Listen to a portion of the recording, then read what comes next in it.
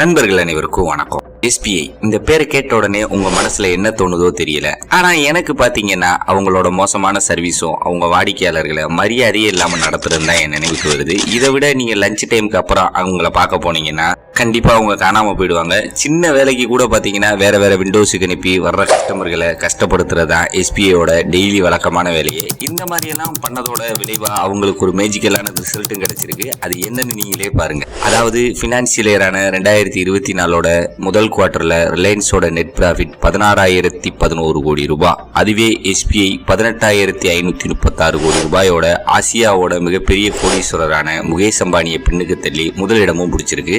இது எப்படி நடந்துச்சுன்னு தெரியல. ஆனா இன்னொரு ஆச்சரியமான விஷயம் என்னன்னா, இதுதான் இந்தியாவோட மிகப்பெரிய பேங்க். 218 வருஷத்துக்கு முன்னாடி இந்த பேங்க் இந்தியர்களை கொள்றதுக்காக மட்டும் அமைக்கப்பட்டுச்சு அப்படின்னு சொல்லி சொன்னா உங்களால நம்ப முடியுதா? இது மாதிரி உங்களுக்கு SBIயோட தெரியாத விஷயங்கள் எல்லாத்தையும் பத்தியும் தான் இன்னைக்கு வீடியோ இருக்க போது. நான் உங்கள் மணிகண்டன். இது ட்ரூ தான் சேனல். நீங்க இப்பதான் நம்ம சேனலுக்கு முதல் முறையா வரீங்கன்னா நம்ம சேனலை மறந்துடாம சப்ஸ்கிரைப் பண்ணுங்க. ஆல்ரெடி நீங்க நம்ம சேனலை சப்ஸ்கிரைப் பண்ணியிருந்தீங்கன்னா மறந்துடாம இந்த வீடியோக்கு ஒரு லைக் போடுங்க. வாங்க நண்பர்களே, வீடியோக்குள்ள போலாம். Foundation of state bank of India SBI.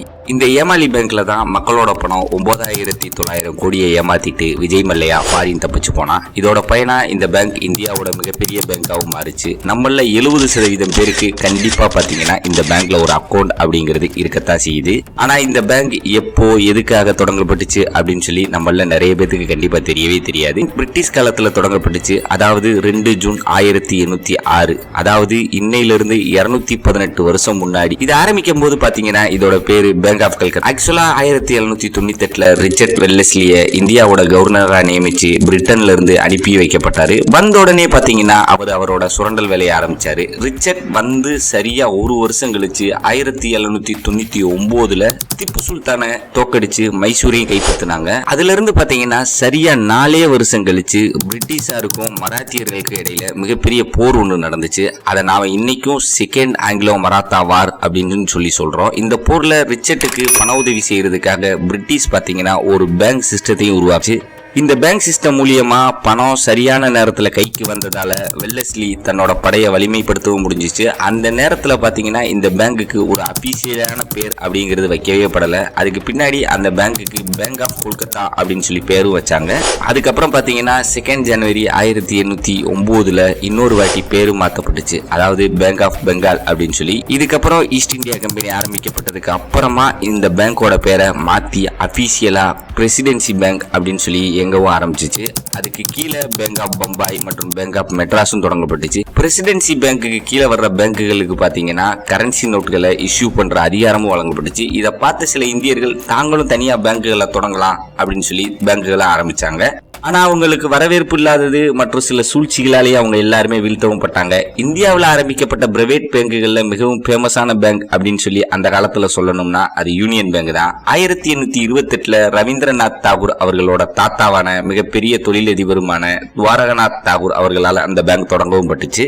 அதுக்கப்புறம் 1862ல பேங்க் ஆஃப் பெங்காலோட பிரான்ச்கள் பாத்தீங்கன்னா பாட்னா, மிசபர்பூர், பனாரஸ் ஆகிய இடங்கள்ல சுதந்திரத்துக்கு போராடினவங்களை ஒடுக்கிறதுக்காக மட்டுமே அது தொடங்கப்பட்டுச்சு. 1861ல கொண்டு வரப்பட்ட பேப்பர் கரன்சி ஆக்ட் படி பேங்க் ஆஃப் பெங்காலுக்கு நோட்டுகளை டிஸ்ட்ரிபியூட் பண்ற வேலையும் கிடைச்சிச்சு.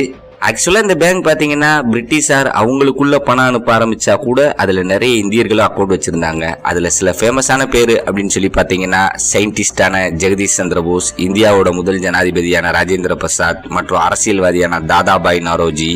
இது எல்லாத்தையும் விட நோபல் பரிசு பெற்ற வங்கத்து கவிஞரான ரவீந்திரநாத் தாகூர் எல்லாருமே அக்கௌண்ட் வச்சிருந்தாங்க. இன்னைக்கும் கூட பாத்தீங்கன்னா SBI இவங்க எல்லாரோட போட்டோவையும் போட்டு இவங்க எல்லாருமே எங்க பேங்க்ல அக்கௌண்ட் வச்சிருந்தாங்க, இவங்க எல்லாருமே எங்களோட கஸ்டமர் அப்படின்னு சொல்லி பெருமையும் பட்டுக்கிறது. நாம இதுவரைக்கும் இந்த பேங்க் 218 வருஷத்துக்கு முன்னாடி எப்படி உருவாச்சு அப்படின்னு சொல்லி தான் பார்த்தோம். இனி நாம இப்ப பாக்குற ஸ்டேட் பேங்க் ஆஃப் இந்தியா அப்படிங்கிற பேர் எப்ப மாத்தப்பட்டுச்சு அப்படின்னு சொல்லி தெரிஞ்சுக்கலாம். Official formation of state bank of India 21 ஜனவரி 1921ல Bank of Bengal, Bank of Bombay, Bank of Madras இது 3 இணைச்சு ஒரு புது பேங்க் உருவாக்கப்பட்டுச்சு. அதோட பேரு ஸ்டேட் பேங்க் ஆஃப் இந்தியா அப்படின்னு சொல்லி நீங்க நினைச்சா அதுதான் இல்ல.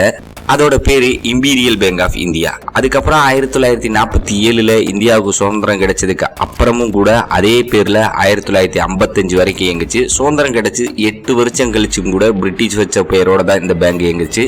அதுக்கப்புறம் 1955 Reserve Bank of India Imperial பேங்கோட 60% ஸ்டாக்குகளை தன்னோட கண்ட்ரோல்ல எடுத்துச்சு. 30 ஏப்ரல் 1955 ஸ்டேட் பேங்க் ஆஃப் இந்தியா அப்படின்னு சொல்லி பேரும் மாற்றப்பட்டுச்சு. அதுக்கப்புறம் பார்த்தீங்கன்னா 1969 இருந்து 1985 வரைக்கும் Bank of Bihar, National Bank of லாகூர், Krishnaram Baldev Bank, Bank of Kochi ஆகிய 4 பேங்கை கையகமும் படுத்துச்சு எஸ்பிஐ. அதுபோக அதே சமயத்தில் 6 ஸ்டேட்டுகளோட பேங்குகளையும் கையகப்படுத்துச்சு. இது மூலியமா பாத்தீங்கன்னா ஒவ்வொரு மாநிலத்துக்கும் ராஜாவாகவும் ஆச்சு எஸ்பிஐ. இதுக்கப்புறம் 23% மார்க்கெட் ஷேரோட இந்தியாவோட லார்ஜஸ்ட் பேங்காவும் மாறிச்சு. அது மட்டும் இல்லாம ஒன் ஆஃப் த லார்ஜஸ்ட் எம்ப்ளாயிங்க வேலை பார்க்குற பேங்காவும் மாறிச்சு. அதாவது கிட்டத்தட்ட 2.5 லட்சம் பேர் வேலையும் பார்க்கறாங்க. Why do people like SBI despite poor service? நீங்க பெரிய பெரிய ஹோட்டலுக்கெல்லாம் ரிவ்யூ பாக்குற மாதிரி SBI பேங்குக்கு ரிவ்யூ பார்த்திருக்கீங்களா? அப்படி பார்க்கலைன்னா ஒரு வாட்டி பாருங்க. அவனுங்களை மக்கள் என்னமா கழுவி ஊத்துறாங்கன்னு அப்ப தெரியும். அது போக பாத்தீங்கன்னா மீம்ஸுக்குன்னே SBI கிட்ட கண்டென்ட் பாத்தீங்கன்னா கொட்டி கிடக்குது. இதோட பயனா பாத்தீங்கன்னா இந்தியாவோட மிகவும் நம்பிக்கையான பேங்கா உருவாயிருக்கு SBI. அது போக 40 கோடி கஸ்டமர்களும் இந்த பேங்க்ல இருக்காங்க. இவ்வளவு சர்வீஸ் குளறுபடி இருந்தா கூட இவங்களை ஏன் மக்கள் நம்புறாங்க? வாங்க என்னதான் காரணம் அப்படின்னு சொல்லி தெரிஞ்சுக்கலாம். தன்னோட கஸ்டமருக்கு பிரச்சனை கொடுக்கறதுக்காகவே இந்தியால SBI 22,405க்கும் மேற்பட்ட பிரான்ச்சஸ்களை திறந்திருக்கு. அதுபோக 65,627 ஏடிஎம்மும் 72,000 CSP கஸ்டமர் சர்வீஸ் பாயிண்ட்ங்கிற பேர்ல கிராமத்துக்கு தெரிஞ்சு வச்சிருக்குது. இங்க மட்டும் இல்லாம வெளிநாட்டு மக்களுக்கும் தொல்லை கொடுக்க 27 நாடுகள்ல தன்னோட பேங்கை திறந்திருக்கு. இந்தியால இருக்கக்கூடிய மக்கள் தங்களோட மினிமம் பேலன்ஸ் அப்படிங்கிற விஷயத்துக்காக பிரைவேட் பேங்க்ல அக்கௌண்ட் வைக்க முடியாதுன்னு SBI முன்னிலைப்படுத்தினாங்க. ஏன்னா பிரைவேட் பேங்குகள்ல மினிமம் ஆவரேஜ் பேலன்ஸ் அப்படிங்கிறது 10,000 ரூபாயில இருந்து 15,000 ரூபாய். அதுவே SBI வெறும் 1000 ரூபாய் தான். அப்படிங்கிறது தான் இங்க முக்கியமான காரணமே. இது போக SBIயோட அதிகப்படியான பிரான்ச்சஸ் இந்தியாவோட மூல முடுக்கு எல்லாத்துக்கும் அதோட சர்வீஸ் கிடைக்குது. அது ஏழையா இருந்தாலும் சரி, பணக்காரனா இருந்தாலும் சரி, சேவைங்கிறது SBI கிட்ட இருந்து கிடைக்கும். பிரைவேட் பேங்குகள் எப்பவுமே பாத்தீங்கன்னா தங்களோட பிரீமியம் கஸ்டமருக்கு தான் முக்கியத்துவம் கொடுக்கும். அதனால அவங்க பிரான்ச்சஸ்கள் பாத்தீங்கன்னா எப்பவுமே சிட்டிகள்ல மட்டும்தான் பார்க்க முடியும். ஏன்னா கிராமத்துல அவங்களோட டார்கெட் அப்படிங்கிறது அச்சீவ் ஆகவே ஆகாது. அது மட்டும் இல்லாம SBI விவசாயத்துக்குன்னு மட்டும் தனியா அக்ரிகல்ச்சர் பிரான்ச்சஸ் அப்படின்னு சொல்லி சில நகரங்கள் பேங்குகள்ல நடத்தி இந்த பிரான்ச்சஸ்கள்ல விவசாயிகளுக்கு மட்டும் கடன் வழங்குறதுக்கான சர்வீஸையும் வழங்குது. அதுபோக பாத்தீங்கன்னா அரசாங்கம் எந்த ஒரு திட்டம் கொண்டு வந்தாலும் SBI அரசாங்கம் பேங்குங்கிறதால அதை முன்னெடுத்து செல்றதுல சிறப்பானதாகவும் அதிக பங்களிப்பும் SBIயோட தான் இருக்குது. அதே நேரம் பிரைவேட் பேங்குகளோட கம்பேர் பண்ணும்போது அவங்க கொடுக்குற அனைத்து சர்வீஸ்களுக்கும் பாத்தீங்கன்னா குறைஞ்ச கட்டணமே வாங்குது SBI. இது மாதிரியான பெனிஃபிட்களால SBI பேங்க் அக்கௌண்ட் ஹோல்டர்கள் பயனடைகிற மாதிரி SBI அவங்களோட இன்வெஸ்டருக்கும் ரொம்ப பிடிச்ச மற்றும் லாபம் தரக்கூடிய இன்வெஸ்ட்மெண்டா மாறிக்கிட்டே வருது. அதாவது குறிப்பா கடந்த 3 வருஷத்துல இவங்க ரிட்டர்ன் மூலியமா கிடைச்ச லாபம் மட்டும் 180% மேல. இதனாலதான் SBIயால அம்பானிய பின்னுக்கும் தள்ள முடிஞ்சிச்சு. The secret of SBI's profitability. SBI ஆரம்பத்துல லாபம் கொடுத்தா கூட எப்போ பிரைவேட் பேங்குகள்லாம் கால் நூண்ட ஆரம்பிச்சிச்சோ அப்பவே அவங்களுக்கு சிக்கல் ஏற்பட ஆரம்பிச்சிச்சு. அதாவது 2017 தேர்ட் குவார்டர்ல 2,416 கோடி ரூபாய் நஷ்டமும், அதுவே 2018 ஃபர்ஸ்ட் குவார்டர்ல 7,718 கோடி ரூபாய் நஷ்டத்தையும் சந்திச்சிச்சு. இந்தியால இருக்கக்கூடிய பேங்குகளோட வரலாறுலேயே 2வது மிகப்பெரிய நஷ்டமா இது பார்க்கவும் படுது. லாஸ்ட்ல இருக்கக்கூடிய பேங்குகள்ல முதல் இடத்துல பாத்தீங்கன்னா பஞ்சாப் நேஷனல் பேங்க் இருக்கு. அதுக்கு காரணம் கொஞ்சம் வருஷத்துக்கு முன்னாடி அந்த பேங்க்ல இருந்து 1,370 கோடி ரூபாய் கடனை வாங்கிட்டு வெளிநாட்டுக்கு ஓடி போன டைமண்ட் மெர்ச்சன்டான நிரவ் மோடி தான் இதுக்கு காரணம். இந்த நஷ்டத்துக்கு காரணம் பிரைவேட் பேங்க் அப்படின்னு சொல்லவே முடியாது. அதுக்கான காரணம் பேட் லோன்ஸ் தான். உதாரணத்துக்கு சொல்லணும்னா தலைவர் விஜய் மல்லையா 2017 SBI பேங்க்ல லோனை வாங்கிட்டு நாட்டை விட்டு ஓடி போனது நம்ம எல்லாருக்குமே தெரிஞ்ச விஷயம் தான். SBI மிகப்பெரிய லோன் கொடுக்கக்கூடிய லெண்டரா இருந்தா கூட இந்த பிரச்சனைக்கு அப்புறம் எந்த ஒரு பிரீமியர் கஸ்டமருக்கும் லோன் அப்படிங்கிறது கொடுக்கறதே கிடையாது. அதுபோக தன்னோட பழைய பிரீமியர் கஸ்டமர் யாரெல்லாம் லோன் கட்டாம இருக்காங்களோ அவங்களுக்கு பழைய லோனை கட்ட புதுசா ஒரு லோனை போட்டு அவங்க கடனை பெருக்கிச்சே தவிர அதை வசூல் பண்ண எந்த ஒரு செயலும் பண்ணல SBI. இதுதான் நஷ்டமானதுக்கு மிக முக்கியமான காரணமே. இது எல்லாத்தையும் பார்த்துக்கிட்டே இருந்த RBI ஒரு நாள் ஆக்ஷன் எடுக்க ஆரம்பிச்சிச்சு. ஒவ்வொரு விஷயத்துக்கு விசாரணையும் பண்ண ஆரம்பிச்சிச்சு. அதுக்கப்புறம் கவர்மெண்ட் பேங்குகளோட அசட் குவாலிட்டிகளை ரிவ்யூ பண்ணதோட மட்டும் இல்லாம அக்கௌண்டிங் பிராக்டிஸையும் சரி பண்ணி சில பேங்குகளுக்கு புது முதலீடை கொடுத்தது மட்டும் இல்லாம சில பேங்குகளை மிர்ச்சும் பண்ணுச்சு. இந்த ஸ்டெப் எடுத்ததுக்கு அப்புறம் பாத்தீங்கன்னா நஷ்டத்துல போய்கிட்டு இருந்த ஸ்டேட் பேங்க் மற்ற பேங்குகளை போல மறுபடியும் லாபத்துல இயங்க ஆரம்பிச்சிச்சு. இதுக்கப்புறம் இந்தியாவின் அதிக லாபம் பார்க்கக்கூடிய கம்பெனியான ரிலையன்ஸ் பின்னுக்கு தள்ளி முதலிடமும் பிடிச்சிச்சு SBI. எஸ்பிஐ இந்த அளவுக்கு முன்னேறினதுக்கான மிக முக்கியமான காரணம் ஒன்னே ஒண்ணுதான். அது என்னன்னா டெக்னாலஜியை சரியா பயன்படுத்தினதுதான். அவங்களோட வாடிக்கையாளர்களோட சேவை விரைவாகவும் அதே நேரம் செக்யூராகவும் இருக்கிறதுக்காக பிளாக் செயின், ஏஐ மற்றும் பிக் டேட்டா அனலிட்டிக்ஸ் ஆகிய மெத்தடுகளை எஸ்பிஐ பயன்படுத்த ஆரம்பிச்சிச்சு. இது மூலியமா கஸ்டமர்களோட பணம் பாதுகாப்பா இருக்கிறது மட்டும் இல்லாம விரைவாகவும் கஸ்டமர்கள் சேவை வந்தடையுது. ஆனா நீங்க மனசுல நினைக்கிறது சரிதான், இது எல்லாமே பேச்சுக்கு வேணா சரியா இருக்கும் மணி.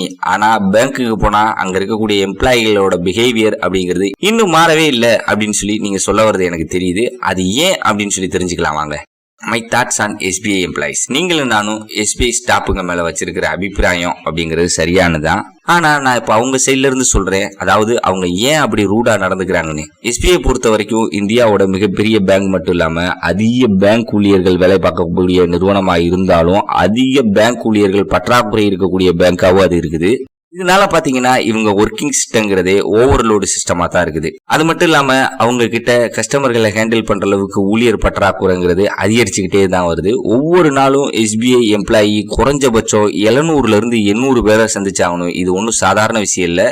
உங்க இடத்துல இருந்து உங்களை வச்சு பாருங்க, அவங்களோட கஷ்டம் என்னன்னு உங்களுக்கு கண்டிப்பா தெரியும். அது மட்டும் இல்லாம ஒரு நாளைக்கு வேற வேற கேரக்டர் இருக்கிற சுமார் ஒரு 500 பேரை சந்திச்சு பார்த்தாலே நமக்கு அவங்களோட கஷ்டம் என்னன்னு புரியும். இது ஒரு நாள் கூத்து இல்ல, வருஷம் முழுச்சும் இதே தான்.